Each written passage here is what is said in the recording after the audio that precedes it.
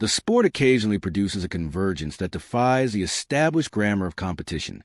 Not often, tennis, above almost any other, is a game of precedents and patterns, the reassuring repetition of technical excellence across decades.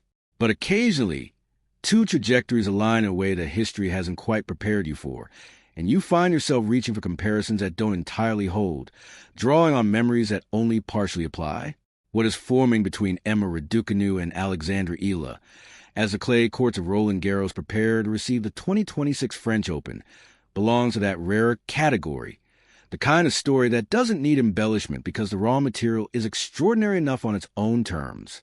Two young women, one from the gray skies of Britain, shaped by the peculiar intensity of a nation that produces tennis talent sporadically and then elevates it far beyond reasonable proportion. The other from the Philippine archipelago, forged inside one of Europe's most demanding tennis academies on the island of Majorca, carrying the aspirations of a region of the world that has been waiting, longer than polite conversation usually acknowledges, to see itself reflected in the upper echelons of the women's game. They have not yet produced a defining match between them. The rivalry exists, for now, in parallel trajectories rather than direct confrontation. But the clay season is upon us. Strasbourg precedes Paris. And this sport has a way of arranging its appointments with a sense of drama that no scriptwriter could meaningfully improve. Rivalries do not announce themselves with press releases. That is something 35 years of watching this game teaches you with quiet, consistent insistence. Borg and McEnroe did not choose each other. The rankings chose them, the draws chose them, and something chemical and volatile ignited each time they occupied opposite sides of a net. Navratilova and ever played 80 times across 15 years. And even by the 40th match, something unrepeatable was happening when those two stood on a baseline together. Their philosophical opposition, serve and volley aggression against baseline precision, the manufactured against the natural, the Czechoslovakian defector against American establishment, gave women's tennis its defining narrative for the better part of a decade and a half. The Hennen-Kleisters dynamic lit up the sport with contrasting temperaments and methods, and gave their era a dramatic backbone that mere dominance could never have provided. What history demonstrates, reliably, is that the rivalries which endure are rarely between players who are alike. They endure because they represent something in opposition, different answers to the same fundamental question of how this game should be played, and who, ultimately, it belongs to. Raducanu and Eala are not opposites in the classical sense, but they carry profoundly different weights. Raducanu carries the weight of what has already happened, a Grand Slam title at 18, an achievement so statistically singular that the sport is still, 5 years later, attempting to properly frame it. Eala carries the weight of what has not yet happened but seems, to a growing number of serious observers, to be approaching with considerable urgency. One is chasing something she once had and lost to the accumulated pressures of injury, expectation, and the sheer difficulty of sustaining elite performance across a full career's length. The other is chasing something she has never held but seems, increasingly, constitutionally equipped to seize. The distinction matters more than it might initially appear. It determines the psychology behind every match they play, the calculation behind every consequential decision, the way each of them reads their own body signals when pressure reaches its highest pitch. A player reclaiming a previous identity has, in some sense, a template. She knows what excellence felt like on the inside, knows how it moved and breathed, and the task is reconstruction. A player claiming a new identity has something else entirely. No template, no prior summit to revisit, only the accumulation of present-tense evidence suggesting she belongs at an altitude she has never yet reached. Both conditions produce exceptional tennis. They produce it differently, and they produce it with different varieties of risk and fragility. Women's tennis in 2026 is deep into one of its genuinely interesting transitional phases. The dominant narratives of recent years have not been permanent. Dominance in this sport never is. The field is closer than it has been, the hierarchy is more contested, and the questions about who defines the next chapter of the women's game are more open than they've been for some time. Into that openness, Raducanu and Eala are both advancing, one with the caution of someone who's been burned before, the other with the acceleration of someone who hasn't yet fully learned what being burned feels like. Paris will begin to answer the larger question, but the question itself, properly framed, is considerably bigger than any single tournament. To fully understand what Emma Raducanu is attempting in this clay season, you have to return to New York in September of 2021 and refuse to look away from the specific details. She was 18 years old. She entered the U.S. Open as a qualifier, ranked 150th in the world, a ranking that required her to survive 3 qualifying rounds before the main draw even began. Those qualifying matches are typically where players find their footing, manage the nerves of a Grand Slam fortnight, survive on muscle memory and competitive instinct. Raducanu did not merely survive them. She accelerated through them, and then kept accelerating to the main draw, through 5 additional rounds against players ranked immeasurably higher, without losing a set in any of the 10 matches she played. The record books offered no genuine comparison, because nothing genuinely comparable had occurred, not in the Open era. The closest structural parallel anyone has reached for is Virginia Ruzicz's Roland Garros victory in 1978, or perhaps Goran Ivanishevich's wild-card Wimbledon triumph in 2001. But neither comparison survives close scrutiny, because neither involved a qualifying route, and neither involved 10 consecutive matches without a set lost. What Raducanu achieved at Flushing Meadows at Fortnight existed in a statistical space that the sport had never previously entered, and the world responded to it with the unguarded astonishment that genuinely unprecedented events deserve. The problem, and this is not Raducanu's fault, though she has had to absorb the full weight of its consequences, is that the world's response was disproportionate in ways that would have tested any player, let alone a teenager processing her first Grand Slam week simultaneously with her first Grand Slam title. The commercial obligations arrived immediately and relentlessly. The coaching situation became unstable, a revolving door documented with an obsessiveness by an English sporting press that elevated her and scrutinized her with equal, sometimes indistinguishable intensity. The injuries accumulated, the wrist, the ankle, the back, each setback compounding the previous one's disruption to training rhythms and competitive continuity. A body pushed through elite competition without adequate developmental scaffolding eventually presents its invoice. By the beginning of 2026, Raducanu sits at world number 30. That is not a number that reflects failure by any reasonable external measure. There are genuinely excellent players who consider 30 a career peak, but measured against the ceiling that one New York fortnight seemed to establish, it is experienced as a distance rather than a destination. The Transylvania Open this year offered cautious, genuine encouragement. She reached the final, her movement sharper, her forehand rediscovering its authority. Then illness disrupted momentum in a familiar pattern. Weeks of uncertainty followed, and her participation in the clay season felt genuinely in question. A 2-month absence is not, in isolation, catastrophic. But for a player still attempting to persuade the world, and perhaps herself, that 2021 was not an unrepeatable accident, time away from competition carries a psychological cost that rankings cannot measure. Her decision to accept a wild card into the Strasbourg International as Roland Garros preparation is significant for reasons that go beyond the tactical. It speaks to a recognition, finally perhaps consolidated, that match play on red clay requires a calibration that no practice court can fully provide. Clay changes everything about the game's arithmetic. The ball sits up differently, demanding adjustments in contact point and swing path that must be repeated until they stop requiring conscious thought. The rallies extend, in physical demand, in the number of decision points each player must navigate before a point concludes. The pace that Raducanu generates so effectively on hard courts is absorbed by the surface and returned with interest by opponents who have built their clay game specifically around that absorption principle. Her optimal game, compact backswing, relatively flat ball, aggressive approach on anything sitting short, is a game designed for hard courts, where pace is an asset and time is compressed. On clay, pace can be neutralized. The best clay court players in the history of the sport did not always hit the hardest. They constructed points the way a careful craftsperson constructs a joint, methodically, with a clear sense of where each piece leads, understanding that the fifth shot in a rally often matters more than the first. Raducanu has a technical range to adapt to these demands. The open question that Strasbourg will begin to answer is whether she has recovered the consistency of mind that Flushing Meadows required. Championship tennis, at the deepest level, is not primarily physical, where the physical gaps between the top 50 players are marginal, And they are matches resolved in the micro moments.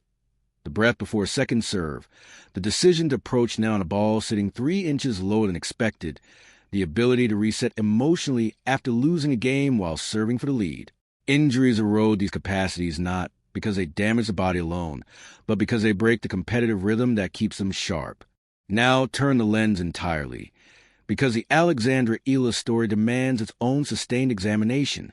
She came professional tennis through the Rafa Nadal Academy in Mallorca, and that detail rewards more than passing attention. The Academy is not a marketing operation attached to a celebrated name. It is a genuine institution built on specific philosophical commitments about how the game should be understood, practiced, and technically constructed. The emphasis on clay, on movement patterns, on rally architecture, on the patient tactical intelligence that the surface uniquely rewards, runs through everything the Academy produces. Players who emerge from that environment carry something in their relationship with red dirt that hard-court first players do not possess, because the understanding runs below the level of conscious tactical awareness. It becomes instinct. Nadal himself is the most extreme expression of this phenomenon. The way he moved on clay had the quality of a creature in its precise natural habitat, and no amount of brilliant hard-court tennis has ever fully replicated in him what the red surface unlocked. Eala did not emerge from that environment to become a surface specialist alone. The junior Grand Slam title she claimed demonstrated a range of weapons applicable across multiple conditions. But clay is where her foundation runs deepest, and as Roland Garros approaches, depth matters enormously. World number 42 is a ranking that deserves genuine respect in the context of what it represents at 20 years old. Compare it, with appropriate care, to the WTA positioning of some of the sport's most significant figures at the same stage. Li Na, the first Asian player to win a Grand Slam singles title, who transformed the game's commercial and cultural landscape across an entire continent when she won Roland Garros in 2011 and the Australian Open 3 years later, was ranked around 70 at 20 and did not reach her first major title until she was 29. The comparisons are imperfect. Different eras, different field depths, but they establish a reference frame. What Eala's 42 tells us is not where she will ultimately arrive, which nobody can know. What it tells us is that she is attending major tournaments with the genuine competitive credentials to cause significant disruption, and that is a different category of player than the one many in the sport assumed she was 18 months ago. Her tactical profile has specific qualities worth examining precisely. She is not a power player in the contemporary sense of term, not built around the serve-dominated, flat forehand approach that characterizes several of the current top 20.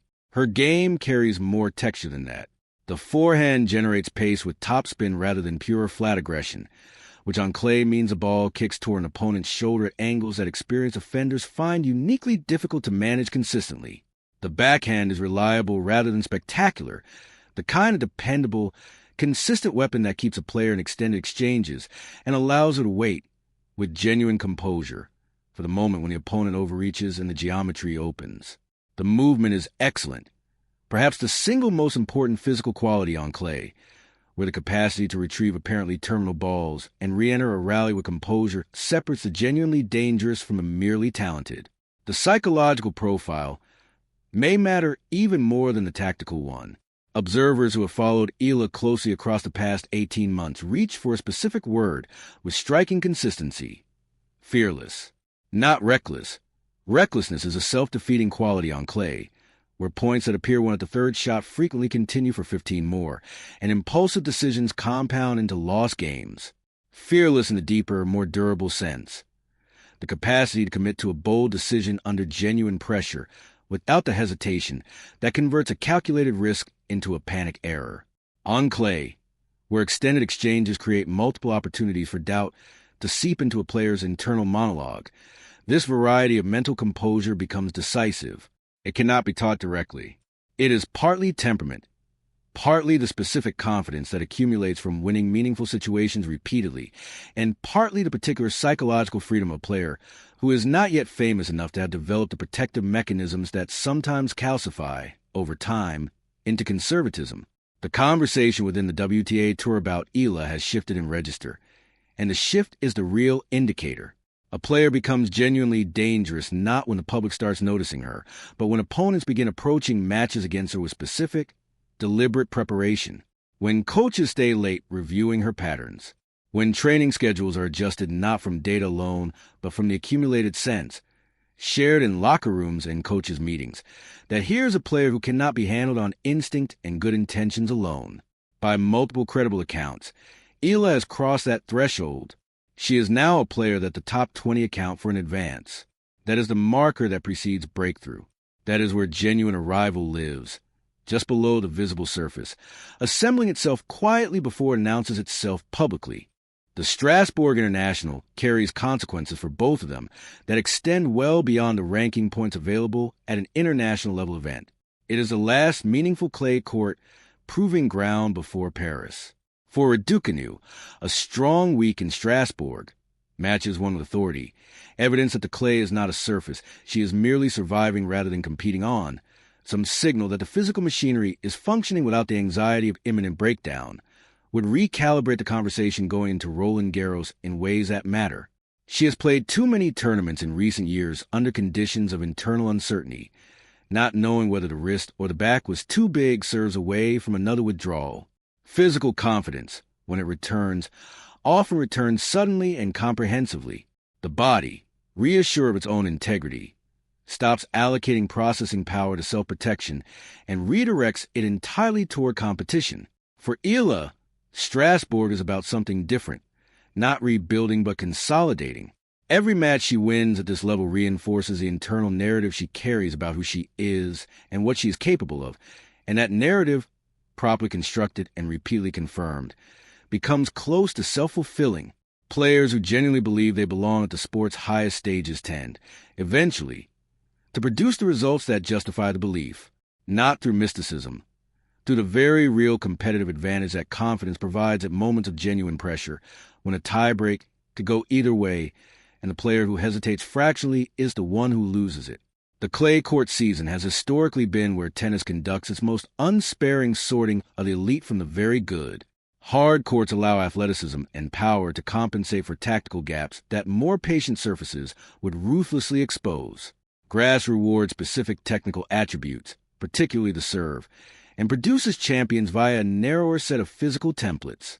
Clay punishes everything: footwork inconsistency, tactical passivity, any tendency to tighten on big points, with thoroughness that no other major surface approaches. Roland Garros is the extreme end of that severity spectrum. The courts there are not forgiving. They demand everything a player has, and they reward only those who have genuinely prepared on their own terms, not on the player's preferred terms. Both of them arrive at Roland Garros 2026 with something real to prove. The novelty is that they are, increasingly, proving in an implicit dialogue with each other, even before they share a court. Step far enough back from any week's immediate tennis, and the urgent particulars give way to something more lasting. The recognition of where a moment fits inside a longer story still being written, with no clear end in sight. Women's tennis has always been most compelling when genuine rivalry animates it rather than extended dominance defining it. The Everett Navratilova years produced 80 matches across 15 years, 60 Grand Slam appearances between them, a philosophical debate about playing styles that still echoes in how coaches approach the technical development of young women's players today. The Henin-Kleisters dynamic gave Belgian tennis a golden period and gave the sport two contrasting personalities whose methods and temperaments generated drama long before the ball was struck.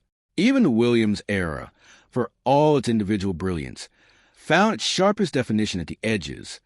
The matches where one of them faced an opponent willing to challenge the fundamental assumption of superiority. Rivalry, applied correctly across time, is what gives individual greatness its lasting texture.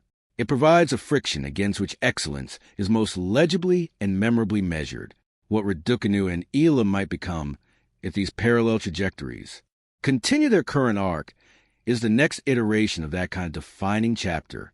The geographic dimension alone is remarkable.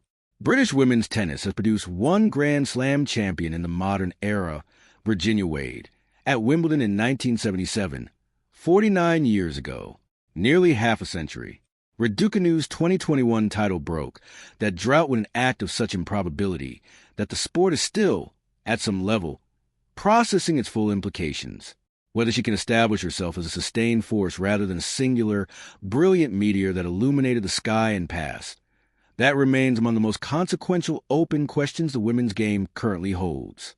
The Lawn Tennis Association has invested heavily in the infrastructure surrounding her development. British sport has invested emotionally with a depth that occasionally tips into pressure that produces exactly the kind of physical and psychological consequences we have witnessed.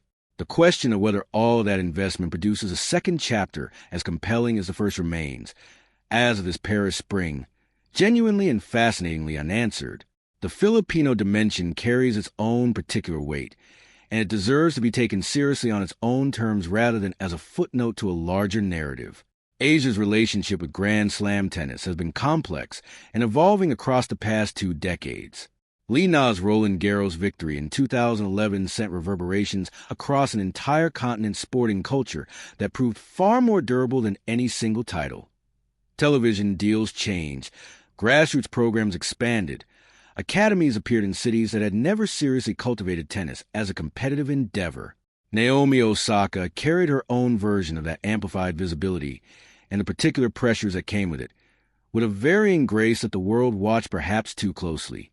If Eala were to achieve a Grand Slam breakthrough, not this fortnight necessarily, but within the arc of a career that appears to be building toward precisely such a moment, the resonance across Southeast Asia will be profound and lasting. The commercial landscape of the women's game would shift. The children who decide to pick up a racket because they see someone who resembles them winning on the sport's most celebrated stage. That generation is forming right now. Its choices are being influenced, in ways both visible and invisible, by what happens in Paris this June. But resist the temptation of the grand projection.